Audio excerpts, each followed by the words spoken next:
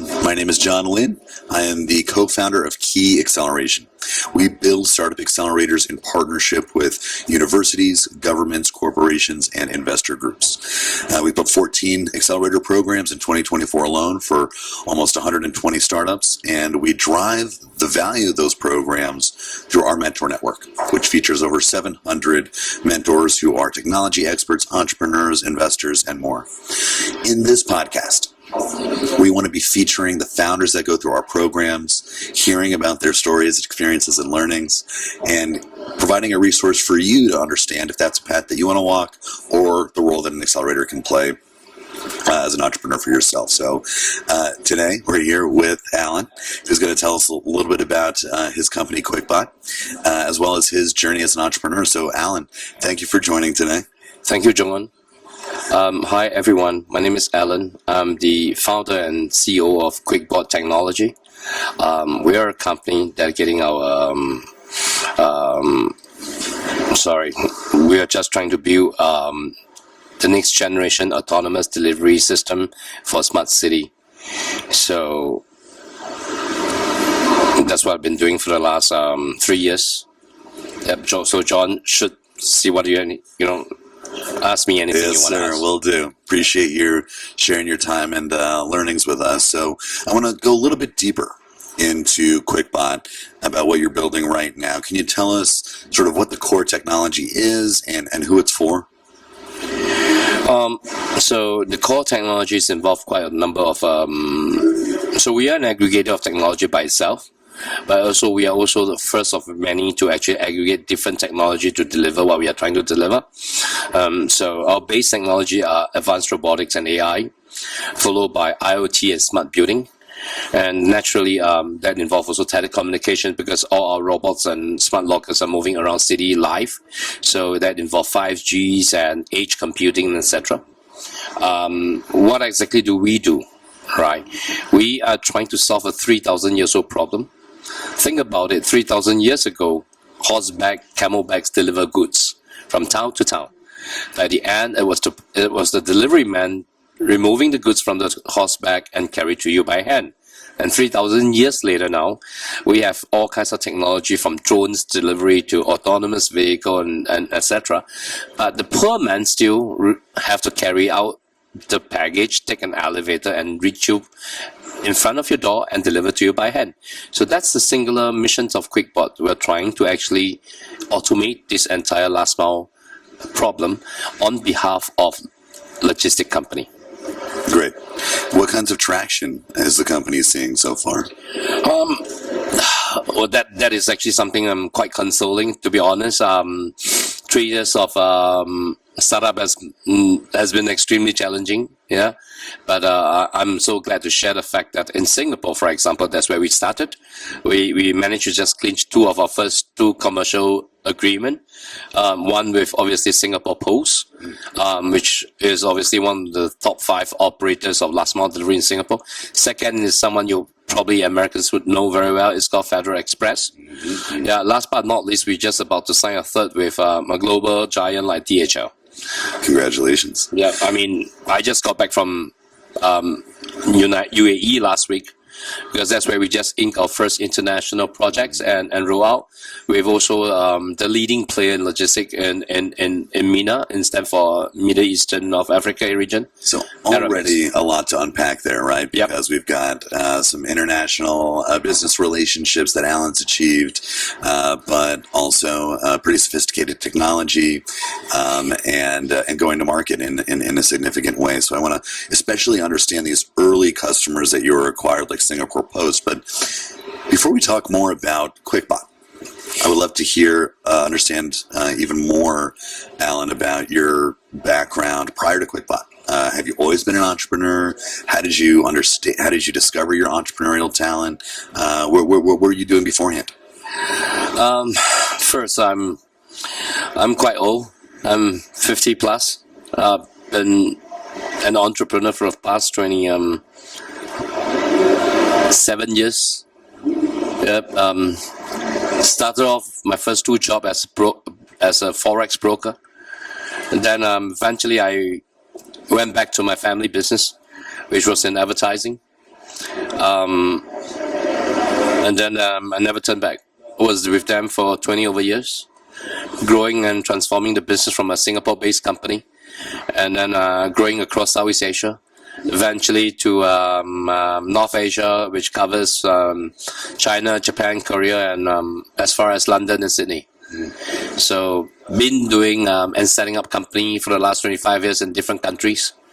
My specialty is actually go-to-market. Yeah, I'm proud of the fact that I'm trained by a lot of international names that you know, names like Procter & Gamble, names like Chanel, names like Louis Vuitton, Apple, Dyson. These are all very prestigious customers of ours in the past. So that's what I've been doing. Like everybody else, I'm affected by the pandemic. My business was affected by the pandemic. So in 2021, an opportunity arose with a challenge. By then, I was already involved in robotics for a while. The challenge arose for me to help to resolve the last mile delivery problem for a lot of merchants that actually has stores underground. So during the pandemic, where a lot of problems has arrived, we're having shortage of delivery guys. So we've been asked to use robots to do an end-to-end delivery, door to door, and that's how QUIKBOT was really founded based on. Great. And I want to understand more about how you went from sensing that opportunity to actually building the technology and getting it into the hands of those that use it. But first, I want to talk a little bit more about this path to QUIKBOT. And you said that you discovered this kind of strength in go-to-market. And I think it's so important for an entrepreneur, for a founder, to know what their strong points are, because you're never going to be a complete picture. You are going to be a mixture of your strengths and weaknesses as an executive, as a creative, as an operator. So can you tell us a little bit about maybe when you discovered that you were good at go-to-market, or realized that was a strength of yours? None of this was my original strength, to be honest. None of this was. I'm economics trained. I'm economics and finance trained. But the past 27 years of my experience was really in marketing communications. That's what I've been doing, the go-to-market stuff. It's actually a combination of the years of experience I work with in the different tier and different level, in the different position I had with all my customers. Along the way that it builds up what my strengths is. When we look at go-to-market, but the most important thing after all is really what your customer wants, right?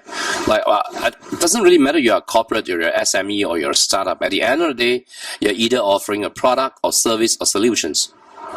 It's a simple way to look at it, right? So at the end of the day, it's easy to say that, this is a product, I want to sell it. Or maybe you should start asking who needs the product. But is it really the user is paying for it, or is it actually the middleman is paying for it before it reaches the user? So there's a lot of things to think about when you talk about go-to-market. It's easy to. So for example, in my trade, for example, I'm helping you deliver your e-commerce, correct? But you are not the one paying for me, because you engage DHL or FedEx to do it. FedEx have to decide if QUIKBOT, whatever QUIKBOT offers, benefits them. Is it worth the while to use the technology that we recommend? So I think when you look at go-to-market, I would say if you ever want to pursue a startup or a business, you really need to look at the type of product and services you're offering and whether or not they are relevant. And then are you able, before you embark in it, able to at least get some feedback to say the fact that whatever you are offering is needed. I think that's critical.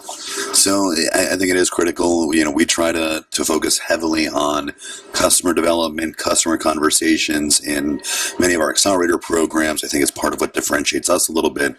And I think it's a great way to continue the story about how you started QUIKBOT, because you got into conversations with these I guess, sort of like storefronts and other vendors. And how do you know when the customer has that need? Because I imagine, or at least in when I look at many of the companies that we've worked with, they don't always, the customer doesn't always know what they need. So how do you discover that? So one of my key learnings over the past 25 years was really to put myself in place of my customers and think about what they need based on the information we have. So when I was first provided the challenge to create these particular solutions called Autonomous Final Mile Delivery Platform as a Service, that was an easy one, right? Because my partner was really a very esteemed company. It was actually the company that runs the underground network of Singapore train station services. But so they have a very specific use case that they need me to solve, right? But one of the issue when I realized was that even though that use case was practical for them, but it's very difficult to commercialize. Who will pay for the service? If I were to put millions of dollars to develop it, who is going to be at the end paying for it, right? So when I first did the POC, I'm only thinking about the technology part of it, right? But eventually, as we progress on, we need to start thinking about where the money comes from, where the revenue comes from, right? That is when we start looking and saying, okay, this is not good, but let's take a look at what other market segments that will find this technology much more practical, who will benefit most from this, and therefore who will be willing to pay for such a service. That's part one of it, right? That's really identifying your business strategy, your business objective, therefore defining your business strategy and naturally your marketing strategy, etc. I think the most important second thing that I think I was lucky was really I have that opportunity to meet a lot of great people in the last 4 years. And it's because of this new found friendship, because I was living in Shanghai for close to a long time, even though I'm a born and bred Singaporean, right? So I had great opportunity to meet very talented people along the way, and that I managed to convince them to come on board. But again, that's also because after I identify what I want to do, that I identified the fact that B2C is not where my revenue will come from, but B2B, or actually the right way would be B2B for C, because the ultimate delivery is for C, consumer, but it's paid for by the business that you engage called DHL, FedEx, and UPS. So we call it a B2B for C business model. But the key thing was really that because I identified that and I managed to do some background checks and research on this matter and realized that whatever I have was in line, intact. And with that, I started looking for talent. Whenever I met someone, I grab it. I just grab it on the spot and say, join me. Right. So I think the second most important thing for any of these entrepreneurs is really to have a team. Team is extremely important because there's only so much you can do. CEO in startup is really like a jack of all trades. Yeah, I mean, that's so great, Alan, because, I think timing is important. I think team is critical. And I love this exercise, sort of thought exercise that you described in thinking about the customer and sort of inhabiting their position and understanding, what is the problem that they're facing? What is the pain or the obstacle that needs to be solved, and where can you play a role in solving it? And then from there, you said, the business model became clear. It was B to B to C, and the technology became clear. And I think that that's such a great example for any entrepreneur listening to this to keep in mind is if you dig into that customer position, you're going to be closer to the money, but you're also going to be closer to the value that you're creating. So that's just great to keep in mind. Now, in terms of timing and luck, I think that's absolutely every part of every entrepreneur's story. And in terms of team, can you, Alan, tell us, at what point when you saw an opportunity around QUIKBOT did you start building the team, and how did you think about the first people to bring around you? Like what I explained to you, right? The moment I decided that how the business model is going to be, I start searching for people that I need. First, I always start from who I know. I always like to start from people that I know, because as an entrepreneur, we don't have so much time to do trial and error. All right, I mean, we don't have so much time to resource and take 3 months to hunt for someone. So we always goes for low-hanging fruit, people that we know, people we trusted. That's how it started. And through people that we know and trusted, we want them to recommend more people to come in. That's usually how I do it, and that's the fastest way to get the team up without, you know, when you're a startup, you have limited resources, limited money and everything. And for you to convince another very successful, like a Cambridge PhD and etc. to join you, for example, a small startup that just haven't made a name, is tough. But when you have friends who say, hey, he's good, we trust him, you trust me, join. So I think that's a shortcut for many people. If you want to start looking for people, look for people around you, look for credible people around you. Always look for credible people around you for them to introduce, when they will usually introduce much more credible people. So I think that's the part I started with. I'm blessed. I'm very blessed. Yep. So sort of the network effect of talent, right? Starting with the people that you know and trust and admire, not necessarily because they're the people that you want to bring on, but because the best people know the other best people. Exactly. That is just invaluable. Do you have an example from your team where you ran that exercise? In fact, my entire team is part of like what I just tell you. I'm serious, right? So my co-founder, Dr. Wong, 17 years in Nanyang Technology University, which is the top 2 university or top 10 within Asia. It's a robotician for the last 17 years. In fact, he was the first guy that built the first humanoid in Singapore in 2016. You guys were talking about humanoid now. He has built humanoid in 2016 and 2017, right? So, so I got to know him through another common friend. And I told him I'm doing robotics, I'm looking for someone great. And this good friend of mine say, hey, meet my another good friend. He's a fantastic guy, meet him. And we just click off. And via through him, I start getting a lot more other engineers that is from the same university. Likewise, one of my very trusted, very senior, one of my most senior teammate, 62 years old. He was like my neighbor. And one fine day, we're just talking at the elevator, and he's telling me what he does, and etc. etc. And finally, one day, he say, "I'm quitting." And I say, "Why?" And I say, "Why don't you join me? I need someone like you." And he joined, and because of him, I met my first 3 angels. Just awesome anecdotes here, right? I think, you know, number one, it's a strategy and a tactic. This is great examples for how to build a team and use the best that you know to bring forward the best. But also just in terms of accessing resources for the company, right? You've got to be out there, not just having conversations, but being creative and tactical about how to bring them into an opportunity for the company. So we're running into the end of our time here, and this has been so valuable, Alan. Thank you. I would love for you to end with sort of what's one thing that you would recommend entrepreneurs listening to this conversation keep in mind as they start their path.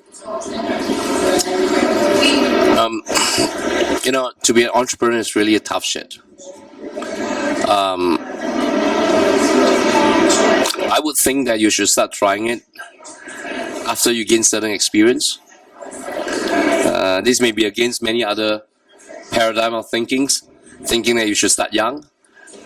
My personal opinion is always go out and gain some experience. Always go and first find out what you like, what's your passion. And once you ever want to decide to join into this game, then be ready for it. And once you come in, go all in. That's my view. But always plan somehow. When I use the word plan, it's calculated planning. I just want to elaborate one thing that I just mentioned early on. When I decided who is going to be my customer, and then I decided that what my strategy is going to be, that literally set stage in my mind what kind of people I will need, what position I will require to achieve, for example, client acquisition. For example, account service management. For example, strategic partnership development, right? So, and one final one would be you never know when you make the right or wrong decision until you made it. So it's always better that you make a wrong decision than you don't make a decision. So go for it. All great takeaways, Alan, and yeah, I agree. If you're thinking about doing the entrepreneurial path, make sure difficulty is something you like. So thanks so much for spending some time with us this afternoon. Thanks to Impact Hub for hosting our conversations today. Please find out more about QUAY Acceleration and QUIKBOT in the notes below. Thanks everyone for joining. Thank you.